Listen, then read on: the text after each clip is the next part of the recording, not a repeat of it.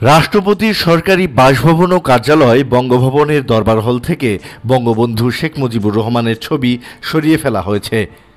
11 November বেলা 12টার দিকে নিজের Facebook প্রোফাইলে এ তথ্য জানিয়েছেন অন্তর্বর্তী সরকারের নতুন উপদেষ্টা মাহফুজ আলম।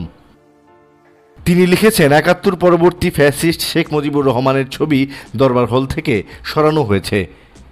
5 অগাস্টের পর বঙ্গভবন থেকে তার ছবি সরাতে পারেনি। এটা আমাদের জন্য লজ্জার। আমরা ক্ষমা প্রার্থী।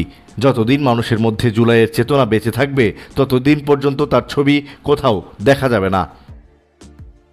তিনি আরও লিখেছেন, ৭২-এর অগণতান্ত্রিক সংবিধান, দুর্ভিক্ষ, বিলিয়ন বিলিয়ন টাকা পাচার, বিরোধীদের বিচার বহির্ভূত হত্যাসহ শেখ মুজিব ও তার মেয়ের কাজের দায় আওয়ামী লীগকে নিতে হবে এবং ক্ষমা চাইতে হবে।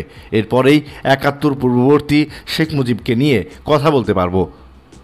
ক্ষমা চাওয়া ও ফ্যাসিস্টদের বিচারের আগে কোনো সমঝোতা হবে না বলেও জানান তিনি। এর আগে 10 নভেম্বর মাহফুজ আবদুল্লাহ সহ অন্তর্বর্তী সরকারের নতুন 3 উপদেষ্টা দরবার হলে শপথ পাঠ করেন। এ সময় তাদের পেছনে বঙ্গবন্ধুর ছবি ছিল। এ নিয়ে প্রতিবাদ জানিয়ে পোস্ট করেন বৈষম্য বিরোধী আন্দোলনের সমন্বয়ক হাসনাত আবদুল্লাহ। তিনি লিখেন, আমরা সারাদিন লিগ তাড়াবো আর বলবো মুজিববাদ মোর্দাবাদ, আর তারা মুজিবের ছবি পিছনে টানিয়ে করে শপথ পাঠ। শপথ অনুষ্ঠানে বঙ্গবন্ধুর ছবি থাকার বিষয়টি বেশ আলোচনার জন্ম দেয়। সামাজিক মাধ্যমে এ নিয়ে প্রতিক্রিয়া জানান অনেকে। এর পক্ষে বিপক্ষে চলে বিতর্ক।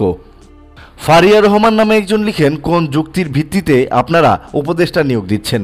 শপথ বাক্য পাঠ করানোর সময় নতুন উপদেষ্টাদের পেছনে এখনও শেখ মুজিবুরের ছবি টাঙানো থাকে কিভাবে?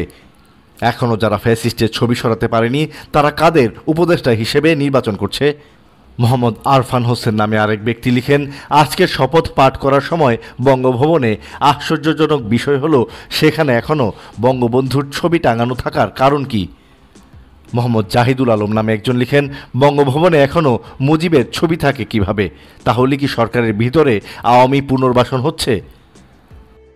মিলন রহমান নামে একজন লিখেন, বঙ্গভবনে বঙ্গবন্ধুর ছবি এখনও বহাল দেখে মনে হলো আওয়ামী লীগের যত খারাপ অবস্থা আসুক না কেন, নেতাকর্মীদের ওপর যতই হামলা মামলা হোক না কেন, শেখ হাসিনা যতই দেশ থেকে বাধ্য হোক না কেন, রাষ্ট্রভার যেই গ্রহণ করুক না কেন, বঙ্গভবনের মতো সারা দেশের অফিস আদালতে বঙ্গবন্ধুর ছবি অক্ষুণ্ণ থাকত যদি না বঙ্গবন্ধুকে দলীয় রাজনীতির ঊর্ধ্বে রাখা হতো।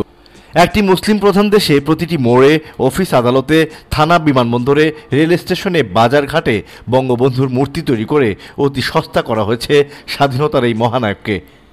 এরকম নানাভাবে শেখ হাসিনাকে কিছু লুটপাটকারী আমলা, লুটপাটকারী নেতা, মন্ত্রীরা প্রভাবিত করেছে। এভাবে আজ নানা ভুলে ধ্বংসের দ্বারপ্রান্তে আওয়ামী লীগ। তানভীর নামের একজন লিখেন, এটাই বঙ্গবন্ধুর বাংলাদেশ। জীবিত বঙ্গবন্ধুর চেয়ে মৃত বঙ্গবন্ধু অনেক শক্তিশালী। ওইখান থেকে ছবি সরাতে হলে বাংলাদেশ নামটা মুছে ফেলতেই হবে। আপনার সমন্বয়ক উপদেষ্টাদের পিছনেও এই ছবিটা থাকে, সরানো যায় না কেন? এনামুল হক মানিক নামে আরেকজন লিখেন, শপথ নেওয়া উপদেষ্টাদের মাথার উপরে বঙ্গবন্ধুর ছবি, যতই মুছে ফেলার চেষ্টা করুক মাথার উপরে থাকবে। ফেসবুকে এমন বিতর্কের মধ্যেই উপদেষ্টা মাহফুজ আলম ছবি সরানো হয়েছে বলে জানান।